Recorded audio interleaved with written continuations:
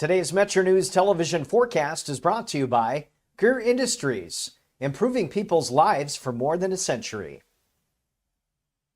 Meteorologist Joe Hansel here. Don't let your guard down yet today for the risk still of strong to severe storms and some very heavy rain for some of us yet.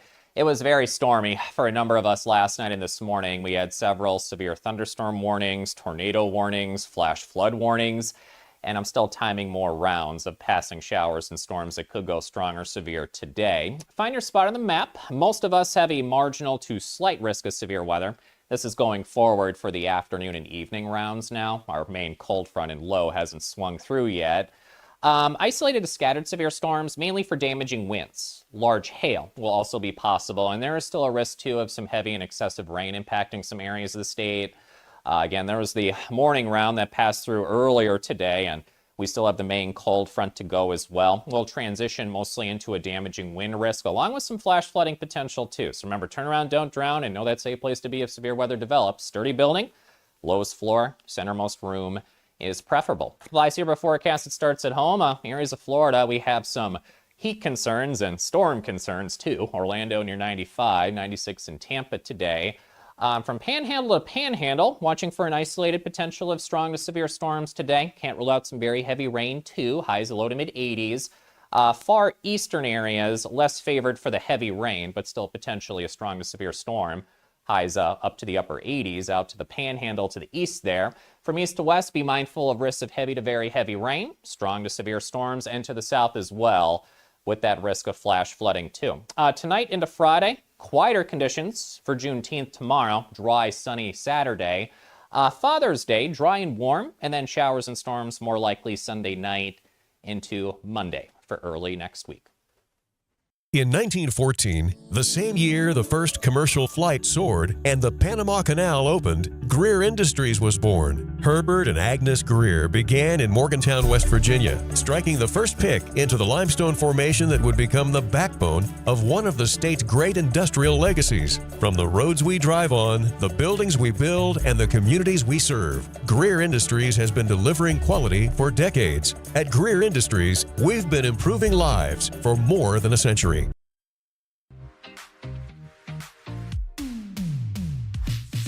From West Virginia's capital city, with news from across the state, this is Metro News Midday, presented by Salango Law, with 13 News and Tonight Live anchor Amanda Barron and Metro News' Dave Allen.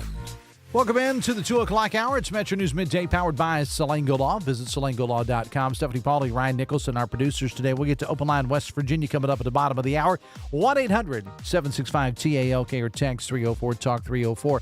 It's Metro News Midday. Metro News Midday is presented by Salango Law. SalangoLaw.com. Join in by calling 800-765-8255 or text 304-TALK-304. Let's go live to downtown Charleston. Here's Dave Allen. It's been a stormy last, 12? Maybe not quite 12 hours, but depending on where you are in West Virginia, maybe more like 8 or 9 hours across the mountain state of West Virginia. Metro News Midday, powered by Salango Law. Visit salangolaw.com. Pretty much every area of the state impacted in some way. I knew something was up when I left my house in Tays Valley this morning. I got a little bit of an early start this morning. Left the house about 6 a.m., and it was 82 degrees. And I pulled out of my garage, and I'm thinking, okay, because, it's summer. Well, it's not officially summertime, but it's warm weather season. It'll be summertime here in a couple of days. And I'm thinking, well, the temperature gauge of my vehicle will go down. Now, I'm driving down I-64 and staying at 82, even went up to 83 at one point. So I'm thinking, all right, something's up here. And then we got hit by the storms, many areas, high winds. Not a lot of extensive damage, although there were some trees down and things of that nature. Metro News meteorologist Brian Hughes is going to join us a little bit later on to talk about what to expect next, because most areas had a little bit of a lull, and then we'll just kind of see where we are from there. We'll talk to Brian Hughes about that coming up a little bit later on. Metro News Midday is heard all over the great state of West Virginia. Great radio stations like WSLW White Sulphur Springs, WKKX and WVLY in Wheeling, WEPM Martinsburg, WAJR in Morgantown, WVW Logan, WD&E in Elkins, WKLP Kaiser, our flagship in Charleston, WCHS, WKMZ in Clarksburg, and WJLS in Beckley. Let's get an update on the weather now. Well, he'll update us on whatever is on his mind. Taylor Richmond is with us now. How you doing, man? I'm good, sir. Dry now. It was a rough night, though, up here in Morgantown. Okay, I was going to ask you, you're in the Morgantown Outpost, the official Metro News lab in Morgantown. We're going to make you the head guy over there. So so you had a pretty rough couple hours there in Morgantown earlier? Yeah, I mean, woke up about 4 or so to some heavy winds and rain and quite a light show. I'll tell you what, some of the brightest lightning I've ever seen, or at least can remember seeing up here since moving to Morgantown about 20 years ago. All right. So, but you say you're kind of in the lull right now, but they say that some areas are going to see some impacts from weather later. So we'll keep a close eye on that. All right, let's get you off your meteorology stand here for a moment, and I want to talk about this Iran deal. Earlier, and I didn't get it. I was kind of monitoring it during the breaks and the television in the studio here on mute. But Vice President J.D. Vance spoke about the Iran deal. Shelley Moore Capito, Senator Capito, in a press call also spoke on it today. We'll get to her comments here in just a bit. But overall, your take on the Iranian deal, sir? Well, by the way, if I didn't introduce you, you're the head of the Libertarian Party in West Virginia. I'm sorry I got all caught up in you being a meteorologist, which you're not, but you are the official head of the Libertarian Party in West Virginia. So take it from there. Yeah, thanks, Dave, and thanks for having me on and providing an opportunity to give a outtake on this, or a take on this from neither a red team or blue team perspective, but just, objectively. I will say I'm a former Republican. I, generally have a Teddy Roosevelt, carry a big stick and talk softly approach to foreign policy. But, one of the reasons why I left the Republican Party is their foreign policy over the past 20 years. But both sides of the aisle have, really caused great harm for us overseas in the past 30 years. And I think we're just, with this, our involvement in Iran and the deal, seeing more of that. I want to just highlight, if I can, Dave, why we were told we went to Iran, a couple of reasons, and what the outcomes of those have been. Okay. First, one of the things we were told was that we needed to rescue the Iranians from this dictatorial, murderous regime. We saw them kill tens of thousands of protesters right before we went to war with them. Then we went in and made a martyr of Ayatollah Khomeini and replaced him. They replaced him with a more radical leader in his son, as well as a number of top officials across the leadership in that country. We took them out, and they were replaced by more radicals. We were told that we needed to limit their military capability, which to the Trump administration we did. We decimated their Navy and Air Force and ground offenses, but we were never told that that was a threat. Iran was never one to be invading their neighbors or utilizing those capabilities. They were always this, terrorist organization funding country. They were ballistic missiles and all the rest.